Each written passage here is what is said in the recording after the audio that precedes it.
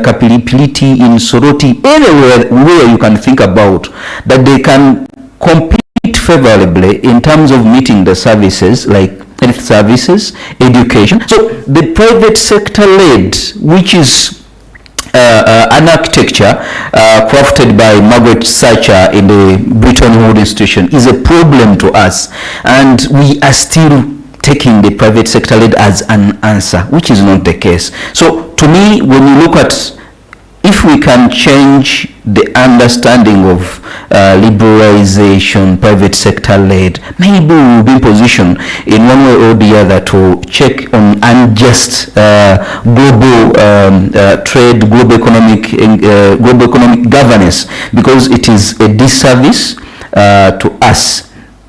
And when you look at, there is, I was looking at the alternative. We have the alternatives of the RECs, or what we call the regional economic blocks. Just look on what's happening at the ES level. It is a problem in one way or the other. While Uganda is saying that for us, you can come and do business here, it is difficult for you to do business in Kenya. It is difficult for you to do business in Tanzania. And now you see what is happening in the COMESA SADC, when the Burkina Faso, Mali and others were moving away from the REC. And yet the RECs are supposed to feed into the Africa Continental Free Trade Area, even though it has its own problem of, like, it is in the picture or in the mirror of World Trade Organization, because it is almost treating each and every country within the Continental Free Trade Area equally, which is not the case. So you find that the RECs that are supposed to act as an example to feed into the Continental Free Trade Area are performing also poorly. And to me, you can say, yes, we are performing better. For me, I can say, look at what happened, the trade war we had between Uganda and Rwanda, the trade war we had with Uganda and South Sudan when our maize was rejected, the trade war on milk with Kenya. So you find that there would have been answer from unfair global perspective, from world trade to at least regional arrangements. There are some mismatches which we need to look at. So to me, I think we need also to be vigilant when it comes to the current architecture on the trade perspective. When it comes to the aspect of taxation and tax in particular, we see that first of all, I want to use the term from the global perspective in terms of the multilateral arrangement. There is a term which they say that there is something which they use when they say that the winning team should not be changed. But for us, we are saying that currently we need to change the winning team, because what is happening now, it has just exacerbated inequality, it has just exacerbated poverty, and the role of the state is at the crossroads. So we need to check on the current multilateral arrangement.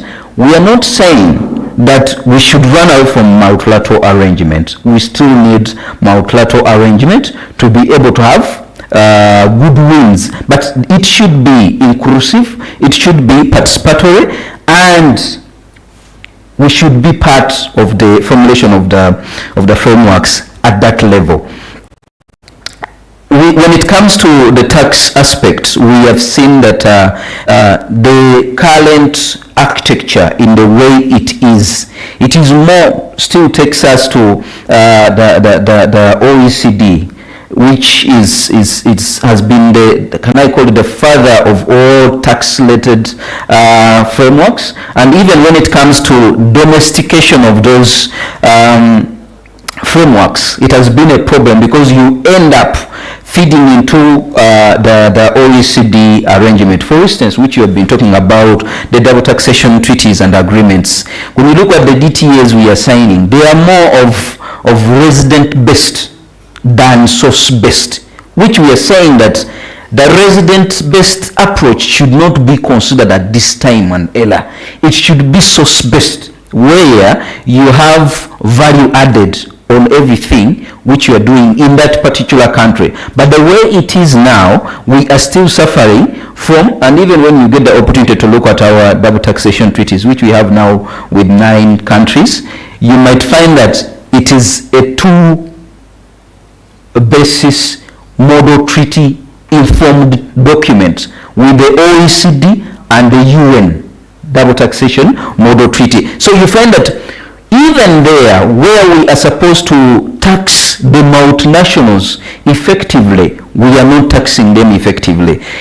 And when it comes to the key source of revenue, for instance, the dividends, the interest rates, the royalties, management fees, the way it is treating it is a problem to us, and it is going to be made worse when it comes to taxation of the digital economy. So the way this tax architecture is now is not favoring the African countries in general, but also even the Uganda as a country, because we are more still driven by the colonial setting, because we have come to realize that even when you look at what was agreed upon, most of the African countries were still fighting for their independence at that time. So we need to have a say in these global frameworks, because if we are not on the table, we will not be in position to shape what we need to see when it comes to taxation of the multinationals. That also takes me to issues of illicit financial flows. My colleague was trying to bring out the aspect of corruption, which is part of the illicit financial flows. So you find that the way it is structured, we are still suffering, and African countries and Uganda in particular has not been able to effectively tap into being able to curb illicit financial flows. Maybe it is in the way the global architecture is set. We have not appreciated fair trade in one way or the other, because some of the mismatches or some of the problems with that are facilitating illicit financial flows are related to issues of misinvoicing, issues of mispricing, trade mispricing, and other related trading businesses in our country. And we cannot leave out the aspect of investment when it comes to that, because we are, someone was talking about that, someone said that those are my investors. The way we operate in Uganda, we have a problem of capital flights. An investor can come into the country and do business, but you are free to repatriate after subjecting your profits to taxes. So anything you can take it because you are an investor into the country. And when it comes to the way it is skewed, you find that we are still fighting to attract investors from the global north into the south, and we are giving them more incentives, which is facilitating illicit financial flow in one way or the other. When it comes to debt, someone was saying that should we divide the two to have, apart from domestic alias, should we consider that we have external debt and domestic debt when we are borrowing from Standard Chartered Bank, when we are borrowing from Equity Bank? Who are the owners of this company? Are they Ugandans? You understand? So you find that even the architecture in the way it is not favorable for us. We are still losing revenue even when we are supposed to benefit from the revenue we are supposed to generate as a country. So to me, I think we need to join that debate when it comes to issues of effective revenue mobilization and be able to generate revenue, because if we cannot generate revenue here, someone might say that even you see US also borrow, Japan also borrow, but where do they invest? How much do they generate? How have they been able to tap into the untappable, or what we call the dark economy? When it comes to debt, as I'm finalizing, when it comes to the debt issue, we have a problem of my friend was talking about the credit agencies. Why should you be borrowing from the multilateral arrangement, but you are run by a private credit agency? So to me, I think we also need to look into that. When it comes to the issues of surcharges, you have the inability to pay your debt, but you are the lenders go ahead to apply surcharges in addition to your inability to pay. So to me, I think when it comes to the aspect of debt and the other arrangement, we need to come back and look at how can we change the global financial, the global economic, the global debt architecture for our own benefit. As I'm finalizing, my colleague, I was listening to a representative from the Minister of Finance who was saying that our debt is sustainable. But in their debt sustainability report, I took a picture, but I left my phone there. They were saying that is it moderate to debt distress? And to me, we should change the parameters when it comes to measuring of debt distress. When you are taking 32% of revenue to pay the debt, but you are allocating 13.9% to human capital development, is it sustainable really? And even when it comes to the aspect of the sustainable development goals, we are failed to meet them because we don't have revenue. So to me, when it comes to the debt and debt sustainable measurements or methodologies, we need to look at what defines our sustainability as a nation, but also even Africa. Thank you. Thank you so much. Thank you all the panelists. We have now one last presenter, and that is this one.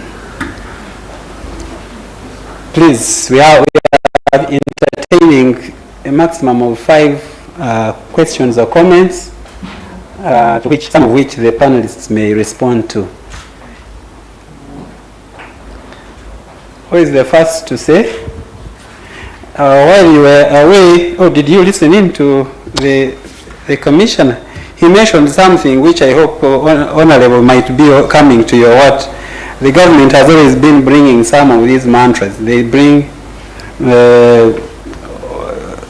what are these projects called? Okulembeka, Okuwhat. But now they have said they are bringing a project called Okusevinga. Yeah, you heard it. I didn't ask him, but he said they are going to learn something about Okusevinga. Maybe NPA, you might be knowing about it. It's in the pipeline. Then they talked about Esukuk. This time I think it sounds Teso-ish. Esukuk. What is Esukuk? Yeah? Esukuk. Esukuk is a sickness. Eh? Apologies. I hope I will not be like Honorable who said the word Honorable means a thief. Yeah, now that's how but he has said some projects are coming with different names. I hope every other time they bring projects which we never evaluate to see to what extent they have been successful and others and the like. But thank you. We are requesting you now to give your comments and questions, and then we give them a last minute and then we close. Mr. Patrick Tumwebaze, please. Yeah. Thank you, Gilbert, and thanks to presenters. I think mine is not a question. It's just to emphasize the fact that we still have much work to do. In 1945, 29 countries went to Bretton Woods, and then they formed the IMF. And they formed it on the basis of quotas. In other words, shareholding.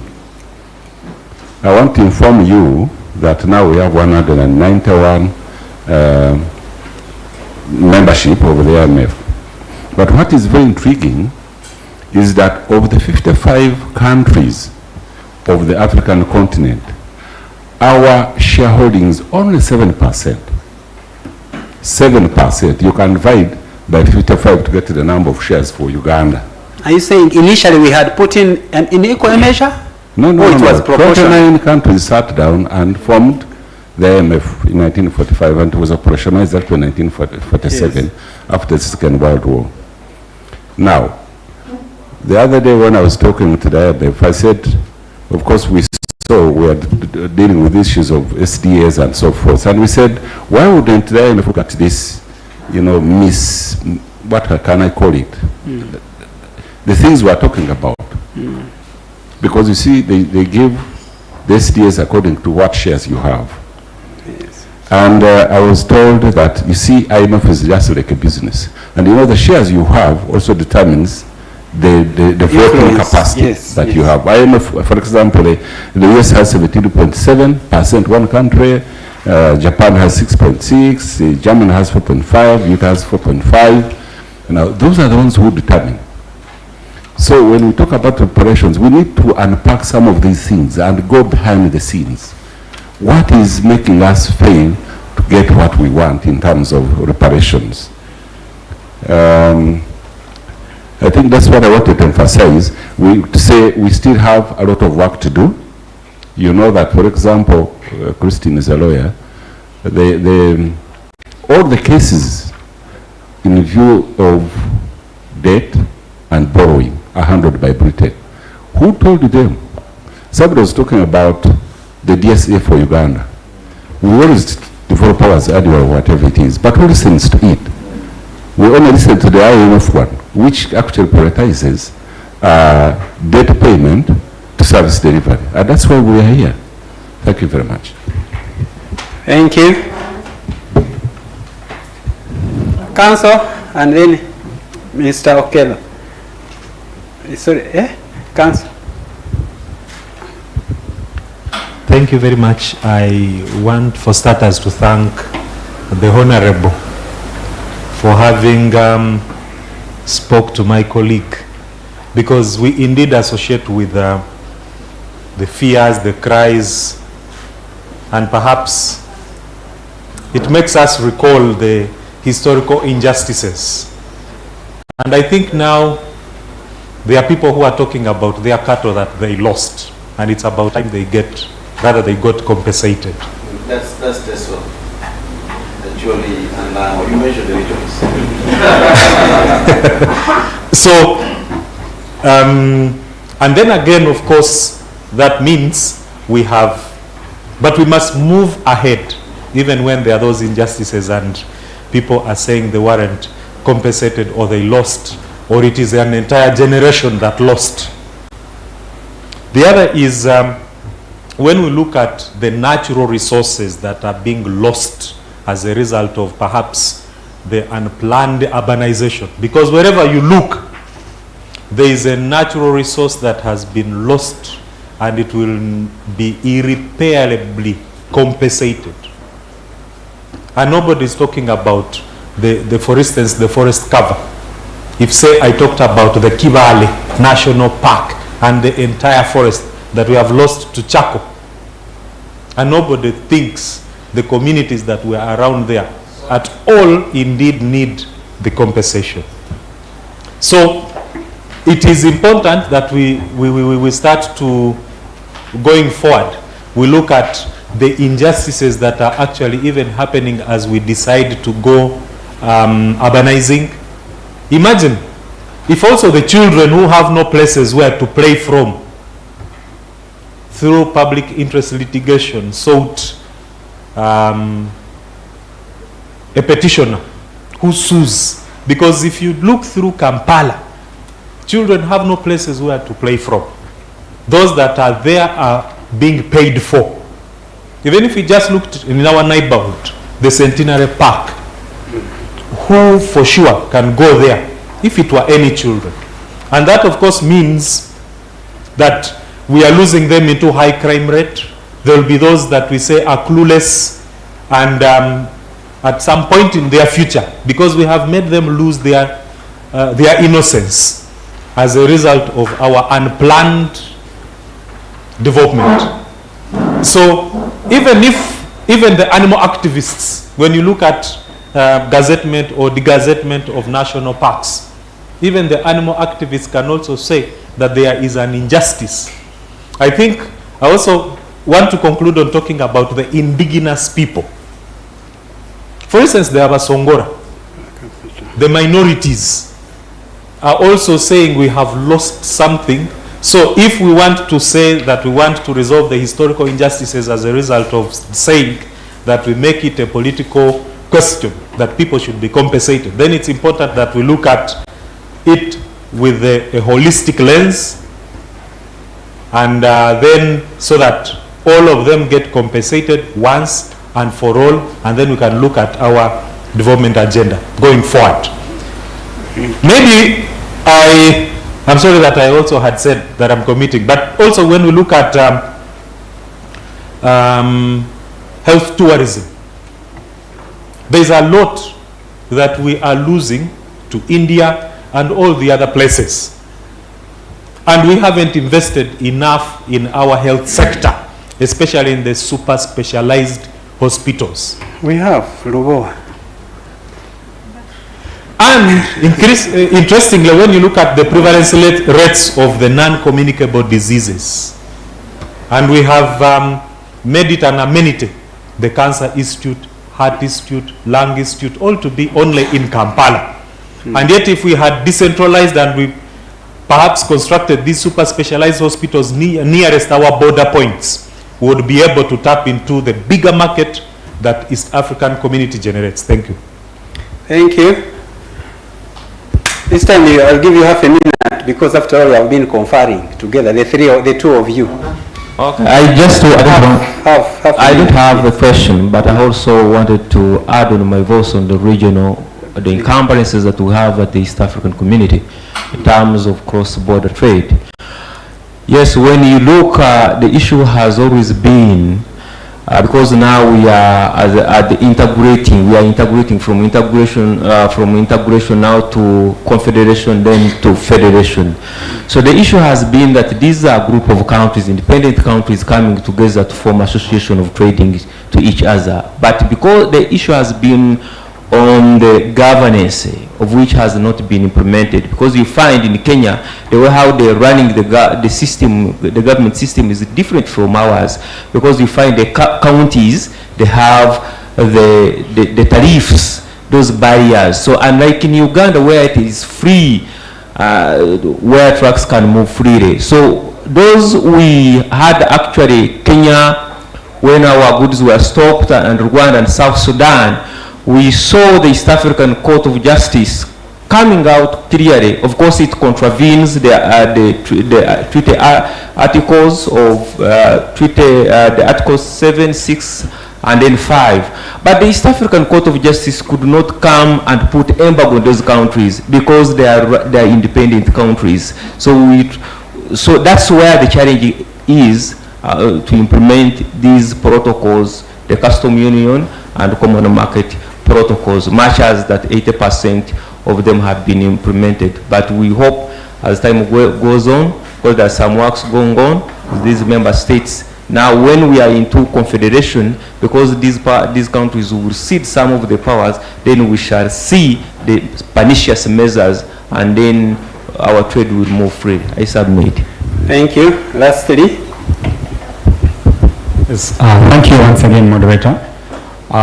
Mine is like a comment or a question, and it's linked to what the colleague from Saitin said. The colleague from Saitin said, private sector-led growth is a disservice to the country. But if you look at most of these countries that we are referring to, Japan, it is the private sector that drives growth in those sectors. Speak about companies like Toyota. Those are private sector companies, to the extent that if Toyota is not doing well, it can have a very severe effect on the economy of Japan. So I think the focus should be how to support our private sector to grow. And my boss, Honorable Mukitala, said that the SARS of 1987 created a challenge. Now we have foreign multinational companies, and that results to profit repatriation. So I think for me, the focus should be how to create an enabling environment to have our own private sector growing. We have the policies, we have the local content bill, which highlights the issues of, employing our own Ugandans.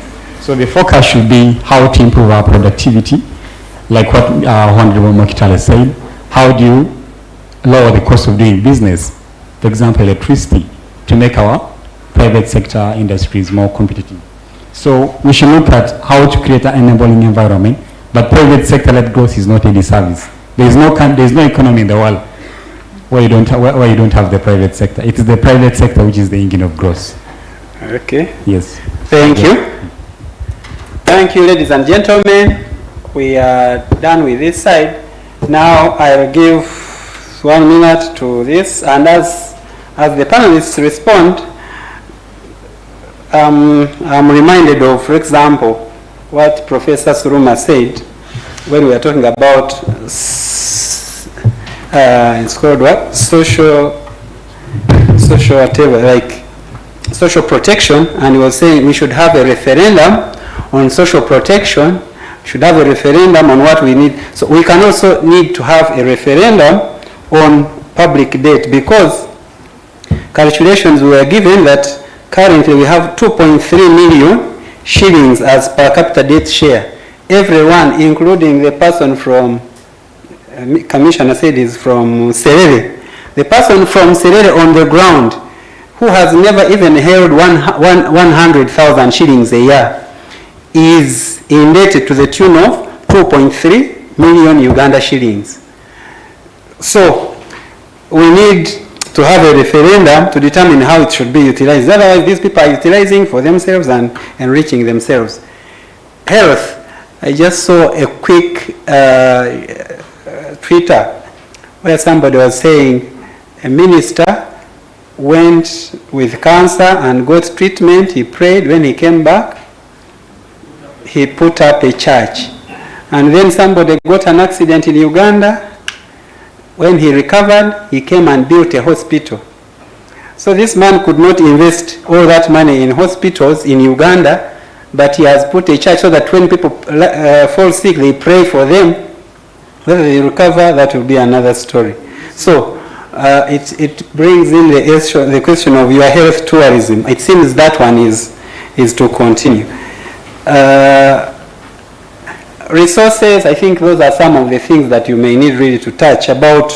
I didn't hear so much about environment because our other environmentalists didn't go, but Honorable, when you come, will you tell us about, do you ever do an audit about all these people who normally commit themselves? Do they ever, when they say we shall have local content as he's talking about, when they say we shall save the environment, they give environmental impact assessment reports and mitigation measures, but at a later time when they come and finish the project, do they ever audit and see to what extent the environment is being compromised?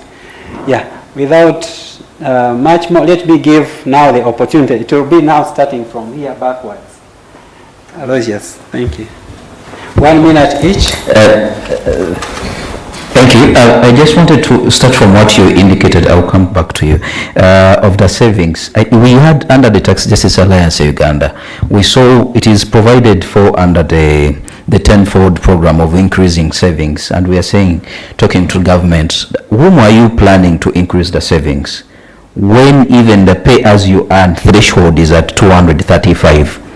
Whom are you targeting? And when the cost of living is higher. So are you talking of the few or the Ugandans in general? Because as if you can put money in the economy, then you will see development. I'm going to have some money. I'm going to be like working in Siatini, start my own business, hire someone. You understand? Because I have money to save and support others. But with this little threshold of 235 shillings, where you start to pay as you earn, it is a challenge for saving, and we need to revisit it. Maybe we are looking at the few who are going to save. My colleague who was talking about the ESC issues, we have what we call the common external tariff, 0% on raw materials, 10% on intermediaries, 25% for finished good, and then 35%. But even East African countries went ahead to apply what they call stay of application and duty remissions. That means you are against even what you have agreed upon within the common external tariffs. So we have a lot of challenges. You can say it is about the political will, because most of us, we have failed to agree with it. Maybe we need to focus on that and see what can we do, and how can we embrace regional economic blocks so that we can have a win-win situation. I loved what you're talking about of the SD. We were trying to look at what is the problem with special drawing rights, and one of the the IMF representative, when we were in the meeting, he said that we have not reviewed the conditions for which informs the quotas, and I think it is around 25 years they have not reviewed them, because one of the conditions is export versus import, the GDP. And when you look at developing countries where we have low, how many bags of coffee are you supposed to sell to buy a tractor? So our trading balance is even embedded in what we are trading in. And should it be informing the quota system when it comes to being part of the SDRs? And to me, to my credit, I'm not saying that private sector led generally is bad. There is privatization and deregulation. Government is supposed to be there to regulate. So if it regulates, it will be good. But if it leaves it to, I can just give you, how many of us can take our kids to those beautiful goods that are private? How many of us can take our children to hospitals, good hospitals? I'm telling you, we need to have checks and balance by the government. And even those countries you're talking about, they do even give them support when they have some problems, the private sector. So they support private sector alongside government. That's why we call upon the revitalizing the role of the state in development. I submit. Christy, quickly. Thank you very much, Gilbert.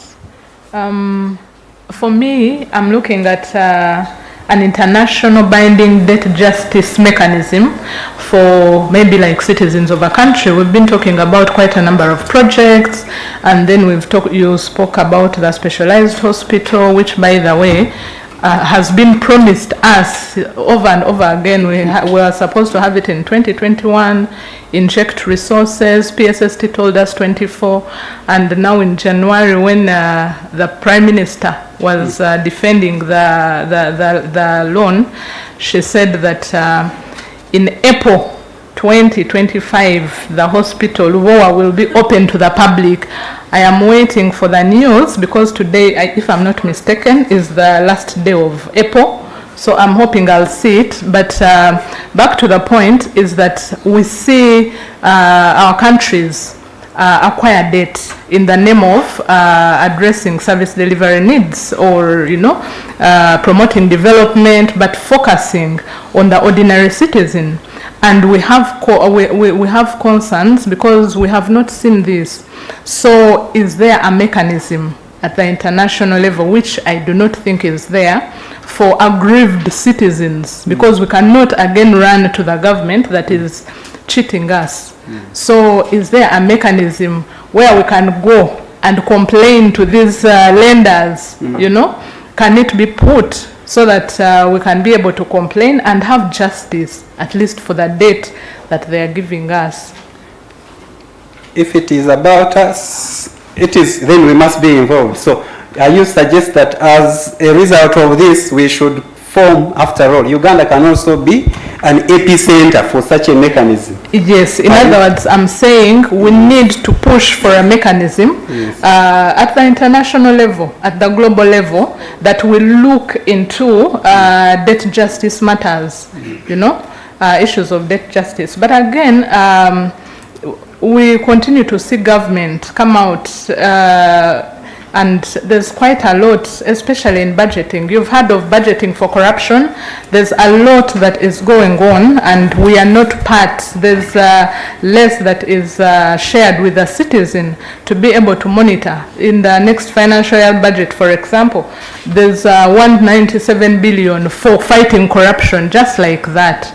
So how are we able to, get details? And details are not given for us to be able to follow this money and to see how are they going to use this money to fight corruption.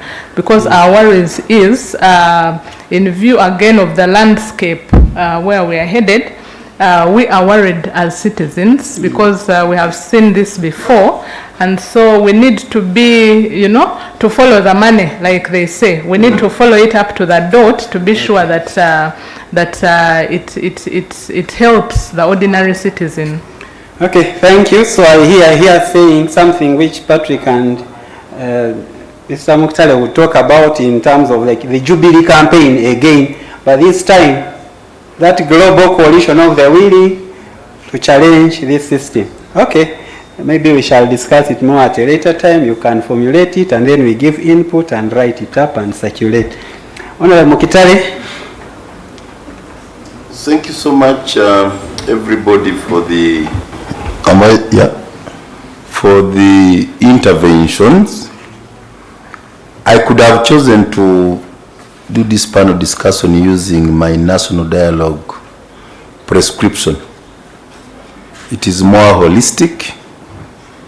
It would handle most of these matters, but unfortunately, it could have required much more time. So can I request my good friend MD, next time you arrange, and I will answer these questions using the national dialogue approach.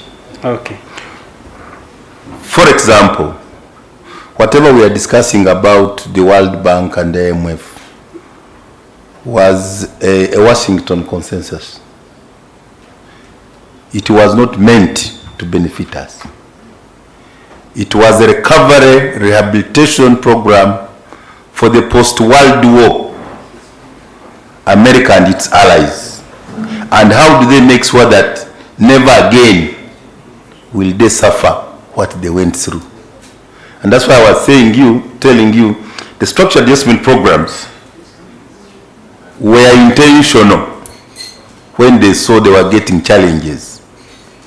Capitalism is not static. When they wanted you as slaves, you went and you are the ones who produced sugarcane for them and the crops. But when they realized it was no longer fashionable to take slaves and it was becoming very expensive, they came for raw materials. So when they realized that you have actually become a market, you even want TVs, you want to, they even said, now let us go and invest. You call them investors when actually they have come now to take your little money. If you can have that depth of understanding mercantile capitalism, which I learned from Mamdan way back in Mamdan and others at the university, then you will be found aware. You will not start treating so-called investors with kids' gloves when actually they have come to rip you off. It was intentional. PPDA, competitive bidding, was not for you, was not for local content, was to enable the multinationals to win all contracts here. And Mzee Nyerere, before he died, he says, ni utumbafu to expect in boxing a lightweight to fight with a heavyweight. Because what private sector did you have anyway? Yeah. You know? So I don't want to go there. You know, you've tickled me more and we don't have time. I have said there is the rise and fall of every empire. American empire is falling. Crumbling. And China is rising. For the next 50 years, I did research in China 20 years ago. I knew Exim Bank would come here. I announced it before it had come here. But China is no longer communist. So China is not coming here as philanthropists. They are coming here to dominate. So are we prepared for the new dispensation? I think that should be the question. Now, as we are struggling to say we fight the remaining citizen, the 34% who are still in poverty with PDM, are you aware that money lenders are at a parish and every market? That our women are borrowing money in every market in Uganda at 20%? Are you aware? So that growth is being... So who is the money lender? Who has gone to the parish before government went to the parish? Politicians are working for foreign agents. Can I ask ourselves, who on your phone has not borrowed the money from MTN and Airtel?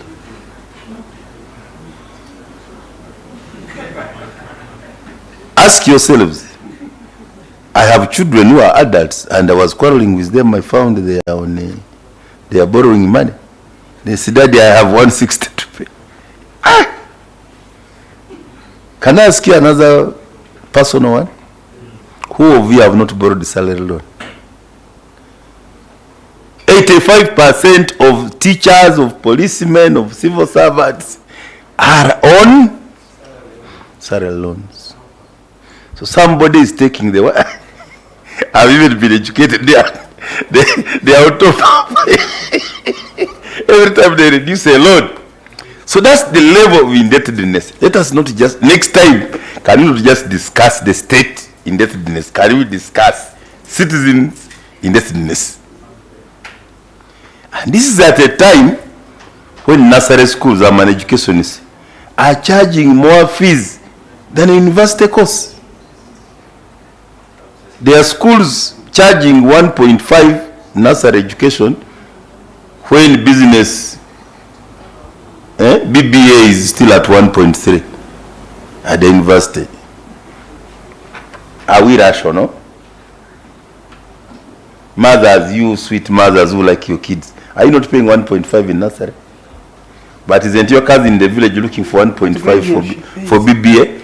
I'm saying this is a time people are being admitted in universities at 1.5. You don't have the 1.5 for your cousin in the village, but you have 1.5 for your sweet darling, who even goes with ice cream. So I don't want to go into national dialogue. National dialogue is a big debate. We can run this country at 60% budget if I'm allowed to go beyond my current mandate. I'm a procurement expert, 20 years experience. We can run this country at 60% budget today, just using a centralized high-value procurement, bulk purchase. All these roads, we don't do them in few kilometers. We do, big mileage. All common use items of office, I can procure them and not imported. Whoever is going to supply Uganda, you must have a production line in Uganda. Assure me in 5 years everything will be local. I make it import substitute. I have an industrial policy, a tax policy to it. But you can be killed. You can be killed. Because we are using furniture from Malaysia. But we have good timber here. A lot of government supplies are imported. But I can give 1 year notice for everything to be produced here. And it will create jobs. And I will do bulk purchase. So to reduce that 40% which is being wasted, I would give that money to private sector and have a cooperative bank and have a transport for mass transport circle. I put money in cooperatives, put money in value addition. The money is there. Because it is true, the employment and the jobs will not be created by government, but by private sector. But are we investing in private sector? Not enough. So that's the national dialogue I'm talking about. The law content is involved. On corruption, we can fight corruption in just 6 months. First of all, by centralizing procurement. I'm a procurement person. You don't need everybody to be a procurement officer. End users, MDAs should only give their needs. Central purchasing, when I left university, what Central Purchasing Corporation and Central Tender Board. And bought envelopes of Uganda and everything on Uganda government service, and nobody could steal it because it's written on it, even the paper. But now, every ministry, department and agency and authority is buying its own paper of a different rate at a different price. Where else can that happen? You touch that, you'll die. So we know the solution. The district can no longer run. You can go back to regional governments. We all come from some region. I've had Tesokere, Ikosboro. For us, we have a Viait. Actually, they are saying Megwa. The Baganda say Eviafe. So why don't you go back to that arrangement? and we provide services at that level. And it's in the Constitution, Article 178. But we can't implement it. We are operating unconstitutionally away from regional government. But you see the president is always meeting caucus, West Nile caucus. But why don't you put a regional tier government? So that you solve your problem as a region. Possibility. So now, having a speaker, a vice president, deputy CDF, they may not do in the regional government. They think having so many bosses will provide. But yesterday, speaker was in Busoga. Now he's not from Busoga. Yesterday, the VP and Prime Minister was from Uganda. Now he's not from Uganda. So there are institutional ways of dealing with some of these corruption things. It is not easy to recover what is lost from government. I am not aware of even 2% recovery for the last 30 years of liberalization and privatization. Let me also add, corruption is a relative of privatization and liberalization. When we left Makerere, you got a job and you got a house. No civil servant had a private house because the government gave them housing. They had education for their children. They had health for them. So when we left universities, when we were told, look for accommodation. So it is after that process, supposed to say, hey, build more houses. So the ones who were chased went without government, but the ones who came took government properties, took the Pajeros, took the Santanas, and then we started seeing somebody owning 5-6 houses because now people are looking. So there is a nexus between corruption with privatization and liberalization. Because the same police officer who gets an admission with my kid in Wood and Gayaza has to pay for school fees. Where does he get from when his salary is 500,000? Has to find health. So if you don't provide public goods for your civil servants, what do you expect? The national dialogue I'm talking to is about some of these things. This is comprehensive. Therefore, it comes with amnesty. If you told every civil servant who is a government supplier to resign and go and give him 6 months amnesty, if he doesn't, he will be arrested and he recover all what he belongs, he will solve corruption. Because people are in government not for salary, but for inside dealings. They get contracts, they are the suppliers, they are the contractors, they know what is coming. Before I became an MP, I was also, among others, I was in procurement logistics, but I was also in real estate. Somebody was, can I pay your house? When the budget is passed, your balance will be paid. When the government budget is passed, somebody is going to pay you for the balance of a property in Ntinda. Because that time, there was what we called in the budget, they would give you the first quarter would be released. You know, we now pass budget actuals, but budget before was estimate. So what government would do, they would release 1 quarter. What was it called? I'm forgetting the word. That's quarterly release. There was that release. There is a word for it. They would allow government to operate for 3 months. Is it force on account? No, it's not force on account. It's a different thing. It's somehow low content and state participation. But that money would be stolen. People already know in this project I have my money there. So that's already corruption. So corruption can be fought. Even Magufuli did that. People were forced to resign and go. And that's part of lifestyle audit. Why should a man who is thinking rich still be a civil servant and is working as a senior, as a principal, as a commissioner? But you are owning a hotel in Mbale, you are owning a hotel in Hoima. Why don't you go and manage your business? So we should encourage people to know that actually money is not in... Me, I didn't make the little money. I made the little money in the private sector, not in the government. Actually, parliament made me poor. So when I hear people making money in parliament, I don't understand how they made it. I lost estates, I lost property, I lost... My school stagnated. Now that I'm out of parliament, I can do some work. So the moment here somebody is becoming rich as a politician, that is corruption. Politicians are supposed to go for servant leadership. They are not supposed to have even emolument. They should be facilitated. In some countries, when you travel and you want accommodation, you will get it there. But you don't give any money. So the national dialogue is a big thing. Finally, on national dialogue, we are talking of rationalization, mergers. Why are we only dealing with those small, what you call them what? Authorities. UNRWA was supposed to be a construction company of Uganda, what we call state participation, force account, and local content. But UNRWA has just been a procurement agent for 20 years, but the most expensive in the country. So the additional cost on roads is actually UNRWA. I agree. I'm from discussing a project where 10 years ago, the place was free, but because the government is bringing a road, everybody has put a structure there, and the government is paying a lot of money. So there is more money to acquire the road than to do the road. So we know where corruption is.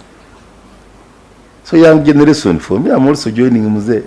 I celebrated 60 years last month, so I'm speaking for grandchildren. We should only decide if we want to change Uganda. We know where the problem is. Let's have a comprehensive national dialogue. Let's have a truth and reconciliation. Let's have constitutional reforms.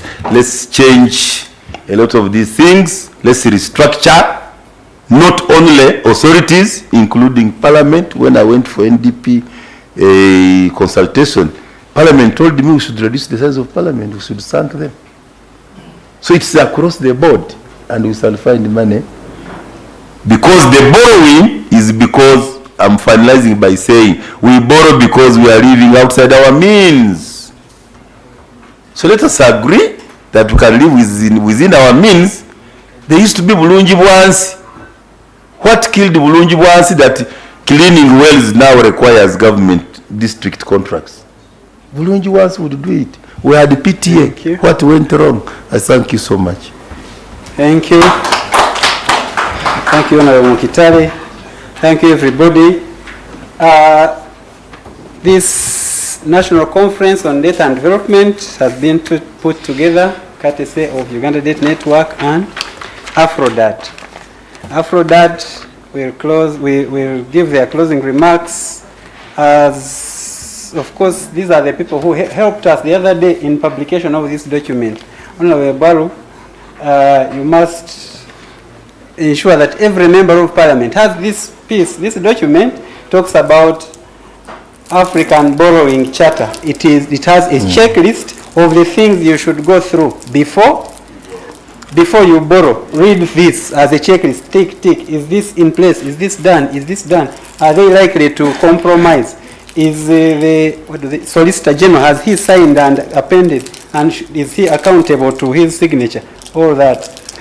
Of course, we have this, which has also been published with their support. Madam Fidelity, if you are online, please tell us how we go forward, and then we shall give a few remarks. Are you there? AfCoDD. Janice?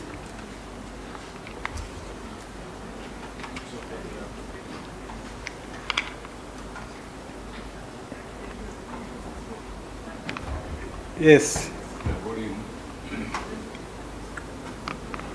Volume. Volume. We can't hear you. We can't hear you.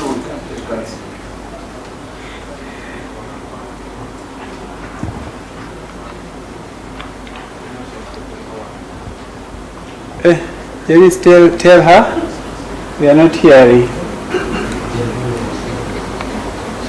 Oh. Maybe use sign language? You see on a video call. We are not hearing you, Fidelity. We are not hearing you. Yeah, those who know sign language and Braille, we have a document about public debt, and it is also in Braille. In case you want a copy to give your constituents, we have that, a Braille version of issues of debt and development and social protection. Are you bringing her on board? Yes, she's coming? Okay.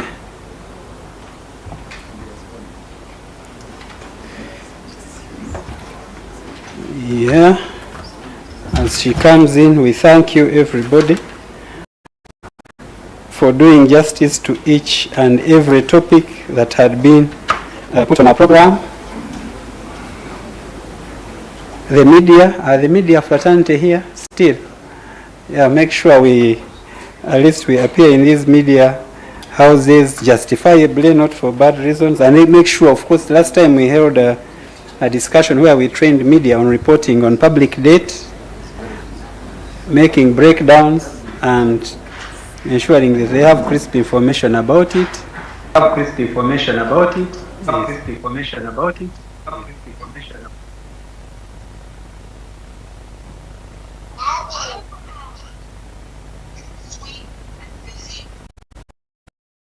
Okay.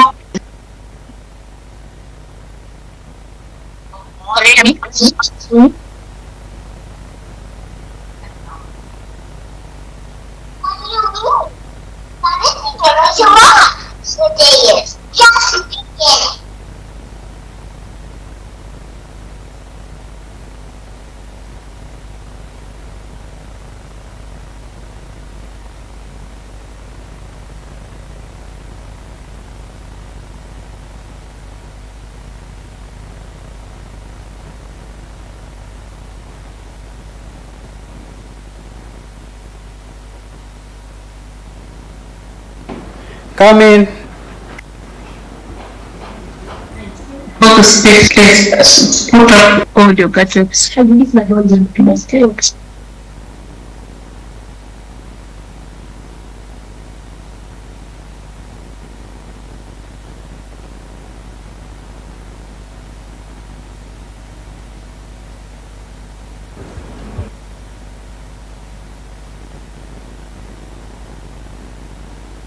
Hello, I hope you can hear me. Gilbert, Janice?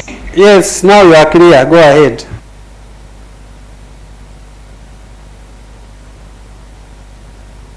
Mic testing. Mic testing. Janice, you can hear me? Can you hear me? Oh, Gilbert. Yes, we are hearing you. Go ahead. Please. Awesome. Thank you very much. So as we conclude, I would like to say that actually when we look at injustice, say debt injustice, there are two ways to look at it, and we have also been able to touch on it during discussions.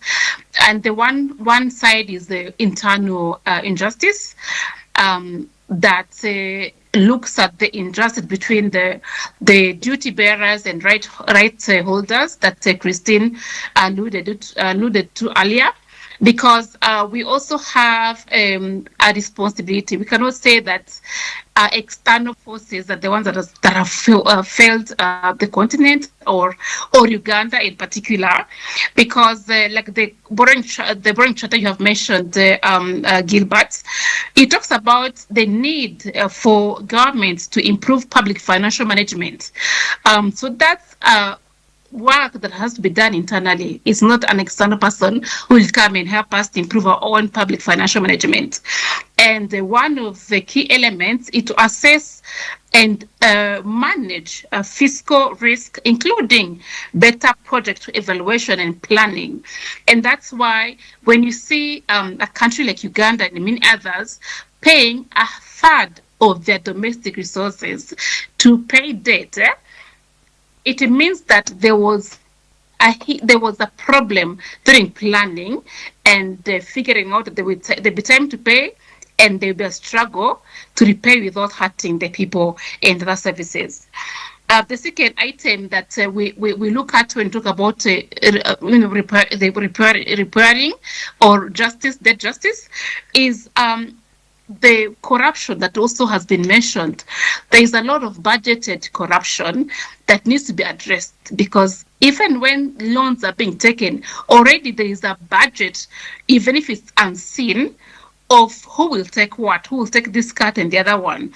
So we find that the money that actually goes to services has been, has leaked, because it goes to a lot of corruption.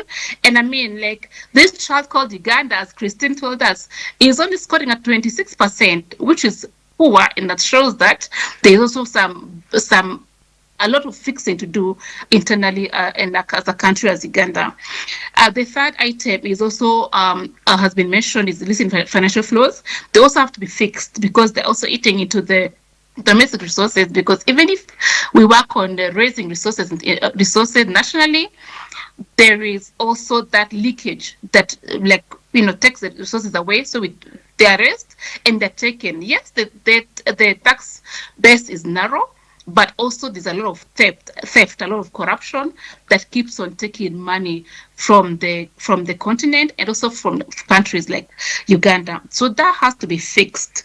And when you look at the borrowing charter, you see that those issues have been mentioned, and also there's a checklist on what ought to be done by whom to actually help us come out of this debt struggle that we find ourselves into as a continent, but also as a country, as Uganda. When you go to the bigger scene, the global scene, we said that there's the global financial system that is actually making it difficult for the continent to thrive. And so one of the things that we see, which is a struggle that needs to be addressed, is credit rating agencies, because they say that it's hard to lend Africa or African countries because it's too risky.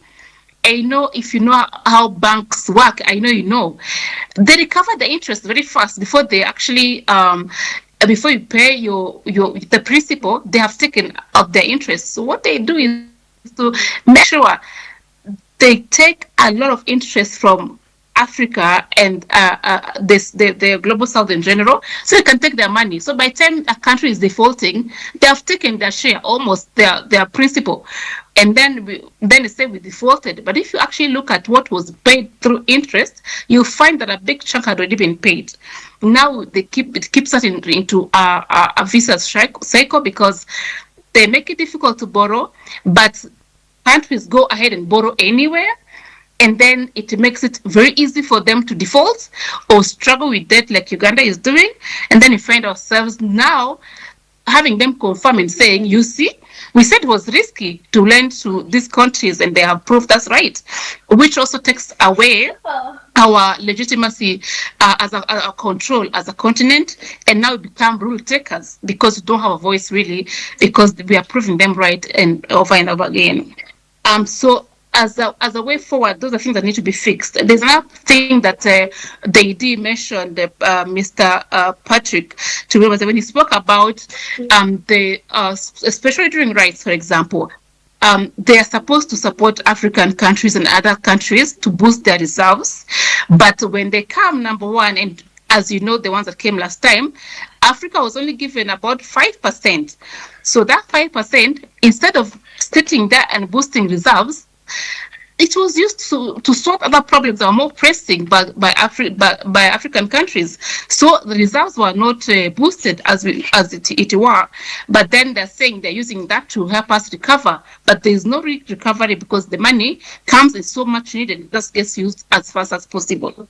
So there is a need to reform ourselves internally as countries and really look at our own issues, look at directives like the ones in the borrowing charter, the ones in the Harare Declaration, and actually say, and also hold our governments accountable and continue holding them accountable and asking, because we say we are rights holders, so you owe us also a form of justice to health, justice to education, justice to a decent living. And then we go now without to the other forces or the global system. We say you also owe our governments justice, because even though they also have to be responsible and borrow responsibly and live within their means, you also owe us that justice to make lending, to make trading, to make thriving easier and possible for the continent. Otherwise, without reforming that system, we see ourselves being pushed in deeper debt, deeper poverty, deeper inequality, and also losing our voice as a continent. So we'll continue advocating. I'm hoping that the people who had in the meeting that have a voice in the matters that concern Uganda will actually continue raising their voices. I appreciate the MPs that have been actually playing their role faithfully and living to the people's expectations, but also on my front as AfCoDD, we continue pushing and working with other partners to ensure that there are changes that are also made at the global level, ways like financing for development, which is a good way that can work for Africa, and also exploring other solutions, which we are going to discuss at length during the African Conference on Debt and Development in August, and we continue working with UDN and all of you, by extension, to play our part and ensure that this generation does not contribute more to sinking our countries into debt, but also holding our governments accountable. We will continue until we see change. Whether we see change us living or our people will come after us, we see change in a better continent, a better Uganda. So thank you very much, UDN. Thank you very much, everyone who was able to attend the meeting. We'll continue doing advocacy together, and hope next time we'll come to Uganda and eat your delicious matoke and grown-up soup. So thank you very much. Back to you, Studio One. Thank you. Thank you. You can hear the hand clap. Thank you so much, AfCoDD, for enabling us to have this session. And we are glad that it has come to an end. We have been having Executive Director of UDN, Mr. Patrick Tumwebaze, Commissioner for Policy and for Data and Policy Assurance, Mr. Paul Okitoy. We have had Mr. Aloysius Kitengo. We have had Mr. Honorable Stephen Mukitale, and we have had Madame Christine Biringiro. Let us clap for them. They have done a great job. And we have had a wonderful audience which has done a good job, and we have had, of course, the control room despite the IT challenges, but at least to a large extent we are successful, we communicated well. We thank all of you for that matter. Let's clap for ourselves.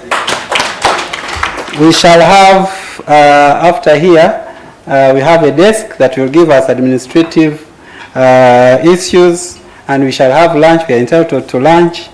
But let me request, first of all, I appreciate Honorable Jonathan for always coming and listening to our request and being in consistently. And we appreciate, we have other MPs, they come, they peep in, they rush, they don't come back. And then before you come in, I was thinking, suppose if Honorable Semiji was around, what would he have said? But of course he has said it. If President Ibrahim Traore was present, what would he have said? Okay, you can sum up some of those and officially close. Give your remarks and come and submit. Thank you. Please come and do it from here. Come and do it from here, because you're official.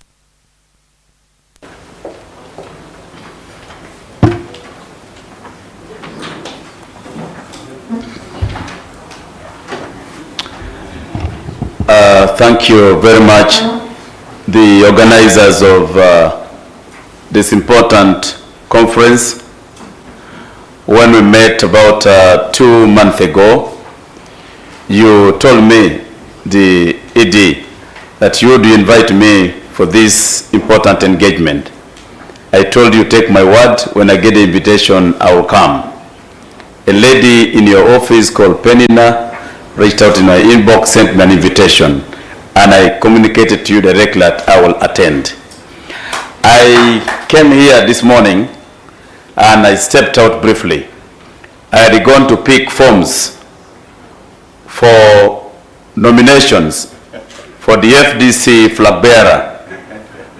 We have opened the roadmap, and the Honorable Nathan James Nandala Mafabi is going to run for president of this country, so I'm going to pick for him forms for the flag bearer of the FDC. And I told the ED I was getting out. I want to say that debt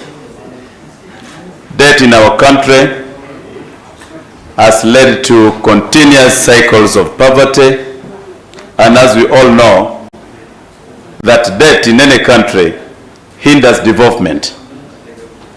Money that would be used for fixing the broken health system, money that would be used for fixing our bad roads, money that would be used for creating employment, money that would be used in our economy is being taken for debt repayment, and that has hurt us a lot as a country.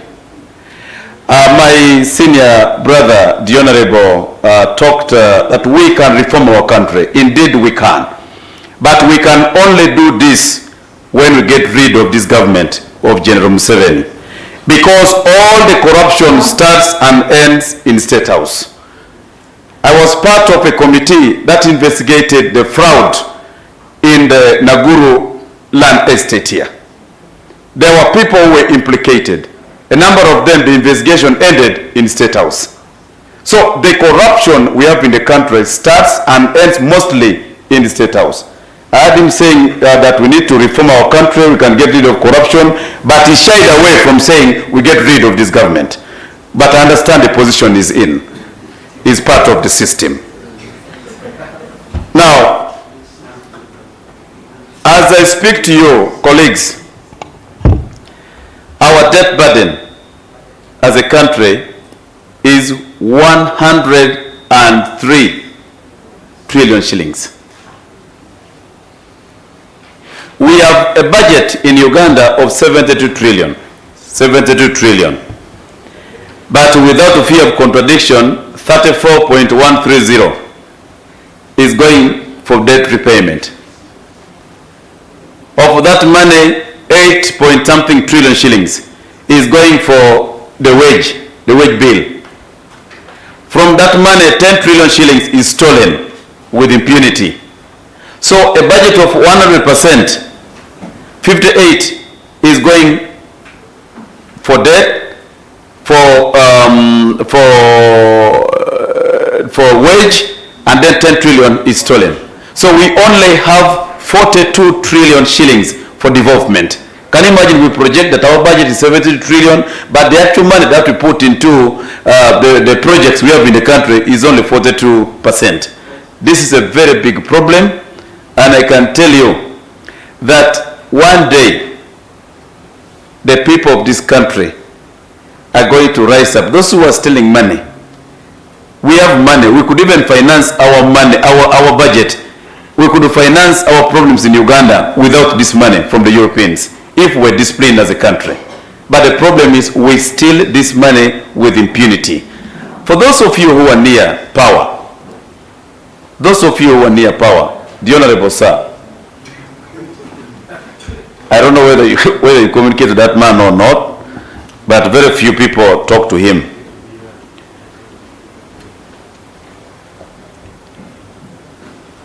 Corruption, when the IGG tried that we are going to recover money from our people, the head of state was on record, and he remains on record. He has never disputed this, saying that go slow.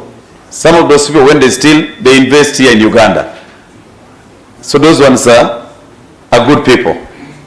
Whether you invest in Canada, whether you invest in Kenya, whether you invest in Soroti, whether you invest in Kampala, you are a thief. You have stolen our money. These people must be dealt with squarely. You talked of the 100 million. My sister here talked of the 100 million. I have not seen it. I don't know where it's been distributed from. I don't know where the list is generated from. We have a lot of problems. I will survive with what I'm given. Share with my voters in Soroti. There are people who are on the streets of Kampala. They are struggling to eat. Some of you today coming here, you struggle to get boda coming here. And now you're thinking, what am I going to do going back? You're thinking of what am I going to eat next? Some people are struggling even to find food to eat. But you find somebody is walking to Kampala Club here with 100 million as pocket change. We have money, but money is in the hands of a few people. And they are very extremely rich. Here, some people are building, somebody is building a church of 3.2 billion shillings. And that person, by the way, is a Uganda. Then you wonder, where do people get money from? Sanitary pads. We have a team of leaders who are very dishonest to us as a country. The president, the then candidate General Museveni, candidate of NRM, in 2016 and in 2021, promised the people of Uganda free sanitary pads in schools. You talked about sanitary pads. You provoked me to respond. Free sanitary pads in schools. His wife, who is the Minister of Education, followed with the same promises. I can tell you 2016, 2021, it is now a decade plus. Not a single sanitary pad has been delivered in any of our schools. Our children are dropping out of school. That's why I said here, the children of the poor will continue dropping out of school. A few who manage to complete school, the best they can do, finish your senior 4, go and do any course and go away. That is how we have structured our education system. The children of executive directors, the children of members of parliament, the children of EDs will go to first-class schools. When they get out of these schools, they get first-class jobs. When they get first-class jobs, the cycle continues to their children. Now, for the other poor ones, you continue being poor. And that is happening in Uganda today. I am saying this on camera. I don't drink, I don't smoke. I can say it again at midday, I can say it in the evening. There is a big problem. We have divided our country between the rich and the poor. And this is a very big problem.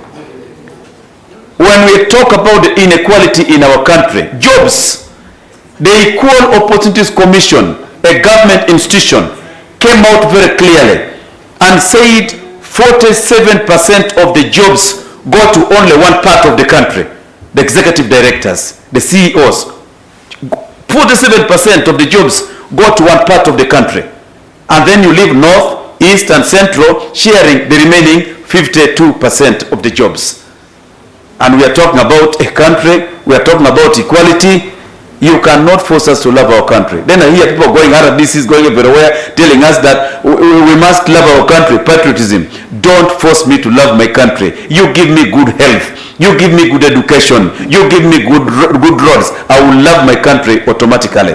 It's like telling your wife, whenever you come home to your children, that by the way, I am your father. You cannot force us to call you our father. If you cannot provide for us school, you cannot buy for us knickers, you cannot buy for us pants, and you force us to call you our father, that is not possible. I thank you for inviting me to participate in this function, and thank you that whenever you need me, sir, I will be available. You call me to speak and I've spoken my mind. The repercussions will come to me, not you. May God bless you. I thank you. Honorable, you only forgot regional government, that would have helped solve the regional balance. You cannot talk of regional balance, sir. If at the moment, this government, it is the role of government to protect the people and their property. For us, TESO, was a food basket. For us, Teso, we used to have the meat packers. Teso, we used to have in every family at least minimum of 20 cows. My father had 103 cows. Between 1986 and 1991, all our cows were swept. By who? This government. All our cows were swept. That was the beginning of problems. You used to hear about the CEOs, about the permanent secretaries. You talk about a Kochu, you talk about who, you used to hear about powerful ministers. They were coming from that area. Permanent secretaries. A Kochu was a permanent, was a PPS to Amin. Now all those people have gone. All our professors are gone. We are now beggars. Teso wants a food basket from the time they took our cows. That was the beginning of our problems. So you cannot talk of regional government. What do we have to offer now as Teso? We have to rely on the central government. There is nothing we have. We are getting minerals from Karamoja, then we come and make cement in Kampala, and you talk about regional government. We have taken away all the minerals from Karamoja. So we need to have a dialogue, open dialogue, and say, whatever resources we have, let us share resources equally. Otherwise, about the regional governments, I don't support you, because first of all, what this government has done was to impoverish other regions to become extremely poor. So by telling us to go for regional governments, what do we have to offer? First, give us back our cows, Ikosiboro, then we talk about regional governments.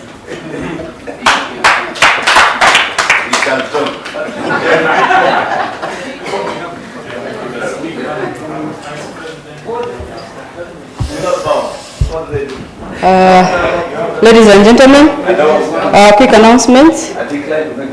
Quick announcements. Thank you so much for attending this meeting.